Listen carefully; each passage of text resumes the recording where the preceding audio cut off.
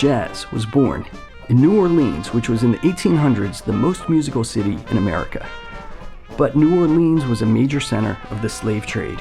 Beginning in 1817, slaves in New Orleans were permitted to sing and dance every Sunday afternoon in a place called Congo Square.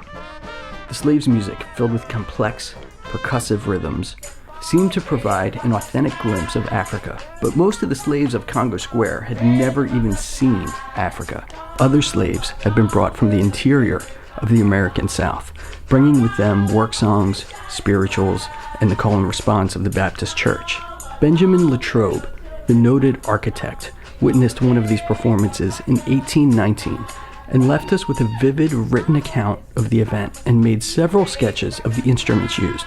The drawings confirmed that the musicians of Congo Square were playing percussion and stringed instruments virtually identical to those characteristic of indigenous African music. Later documents add to our knowledge of public slave dances in New Orleans, but still leave us with many open questions. Congo Square may have looked like nothing but a party, but to play an African hand drum in 1819 in the United States was a tremendous act of resistance. The dances themselves, marked by clusters of people moving in a circular pattern, harken back to one of the most pervasive ritual ceremonies of Africa. The dance became known as the ring shout. The appearance of African tradition in New Orleans is only one of many documented instances in the New World. This tradition persisted well into the 20th century. The Congo Square dances continued until somewhere around 1885. Their disappearance coincided with the emergence of the first jazz band in New Orleans. Even after the public gathering ceased, the tradition of the ring shout lived on in many ways. The ring later straightened itself to become the second line of jazz funerals. Above all, this transplanted African ritual loomed large in the collective memory of the city's black community, even among those too young to have participated in it.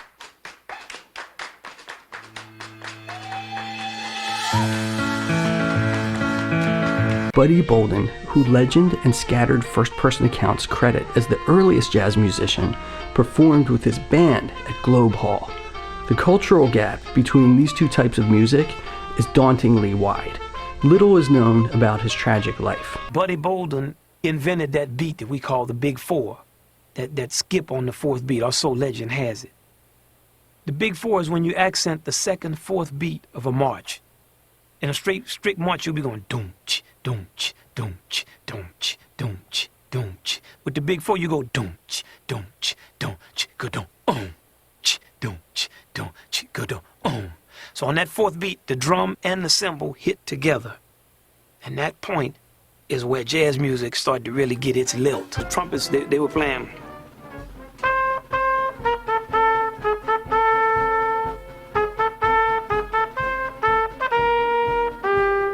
But now I have the Big Four. Boom, boom, boom, da-dum, boom, boom, boom, boom, boom, boom, boom. So when I phrase it, I'm gonna make it sound like me, and I'm gonna play with another entire feeling and groove and use all the different growls and shouts and cries. So now it becomes.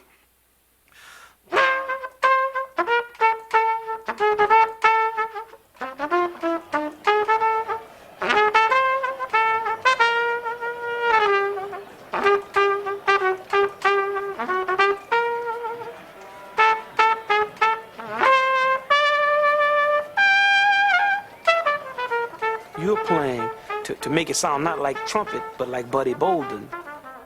Now, you're also listening to the clarinet. So the clarinet might play a little something, and you have to stop playing. So you might say,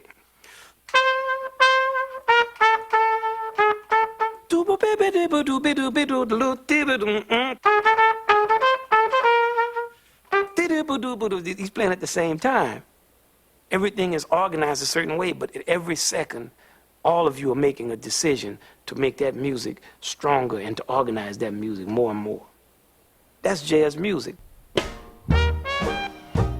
By the time Bolden began playing jazz, the Americanization of African music had already begun, and with it began the Africanization of American music, a synergistic process that we will continue to revisit. Anthropologists call this process syncretism.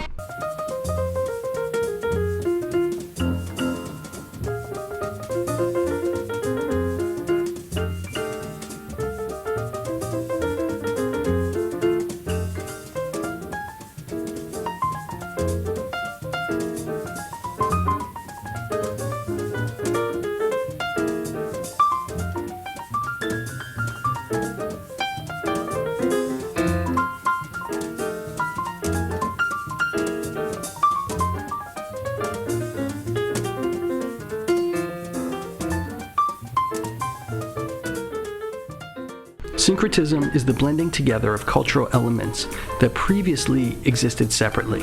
This dynamic, so essential to the history of jazz, remains powerful even in the present day. The mixture of African and European culture began long before the slave dances in Congo Square.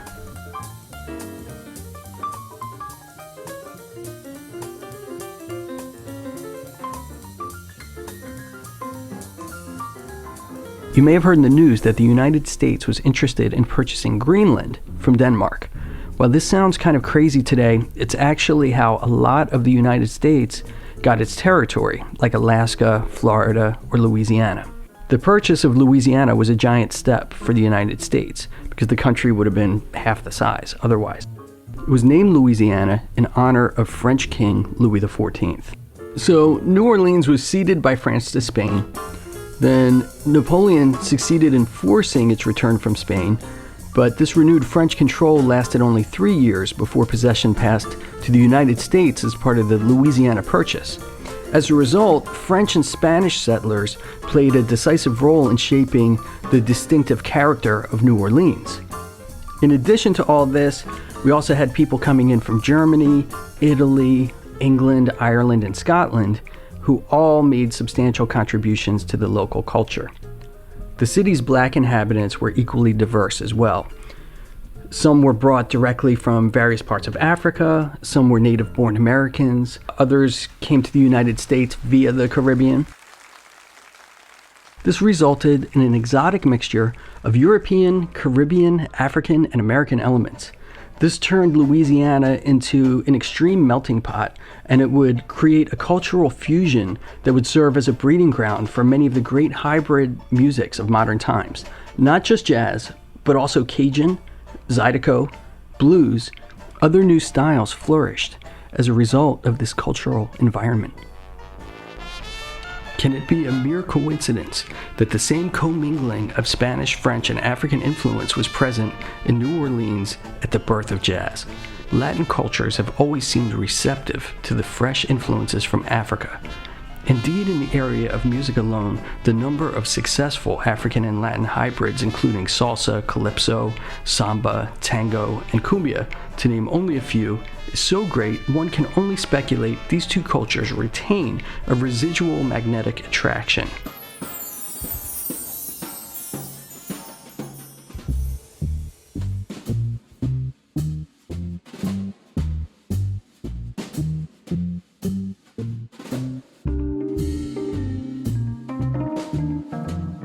By 1807, some 400,000 native-born Africans had been brought to America, most of them transported from West Africa, forcibly taken away from their homeland, deprived of their freedom, and torn from the social fabric that had given structure to their lives. These transplanted Americans clung with even greater fervor to those elements of their culture that they could carry with them from Africa. Music and folk tales were among the most resilient of these. Even after family, home, and possessions were taken away, they remained. In this context, the decision of the New Orleans City Council in 1817 to establish an official site for slave dances stands out as an exemplary degree of tolerance. In other regions, African elements in the slaves' music were discouraged or explicitly suppressed. During the Stono Rebellion of 1739, drums had been used to signal an attack on the white population. Anxious to prevent further uprisings, South Carolina banned any use of drums by slaves. The Georgia Slave Code went even further in prohibiting not only drums, but also horns or loud instruments.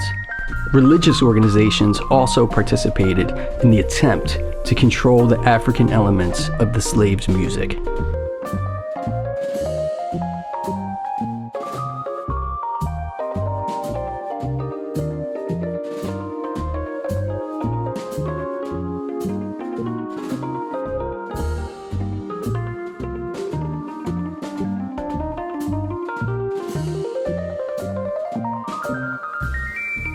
The hymns and spiritual songs of Dr. Isaac Watts were frequently used as a way of converting African Americans to more edifying examples of Western music.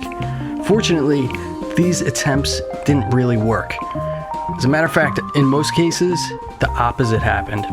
The ability of African performance arts to transform the European tradition of composition while assimilating some of its elements is perhaps the most striking and powerful evolutionary force in the history of modern music. The genres of music that bear the marks of this influence are legion. Let's name a few: gospel, spirituals, soul, rap, minstrel songs, Broadway musicals, ragtime, jazz, blues, R&B, rock, samba, reggae, salsa, cumbia, calypso, even some contemporary operatic and symphonic music. The history of jazz is closely intertwined with many of these other hybrid genres, and tracing the various genealogies can be kind of complicated. For example, minstrel shows, which developed in the decades before the Civil War, found white performers in blackface mimicking and most often ridiculing the music, dance, and culture of the slave population. The history of blackface is long and complex and deeply ingrained in our culture. Who was that lady I saw you with this afternoon? That was no lady. That was my wife. Even Bugs Bunny and Elmer Fudd blacked up. Can a lady sing this song? Do that, do that. Can't tell me Jack Butler along. Fantastic, isn't it? Wine run all night. For more than 100 years, white and then black performers wore dark makeup and created not only a popular theatrical form, but stereotypes that are still with us today. Often, the writer of minstrel songs worked with little actual knowledge of Southern black music. A surprising number of these composers hailed from the Northeast, and the most celebrated writer of minstrel-inflected songs, Stephen Foster, created a powerful, romanticized image of Southern folk life, yet his experience with the South was restricted to a brief interlude spent in Kentucky and a single trip down the Mississippi to New Orleans. The hat, the overlong tailcoat, mocking. It always gives me the jolt that racist history does. Blackface is so tied to comedy, to people enjoying themselves, to people having fun, that rattles you still more.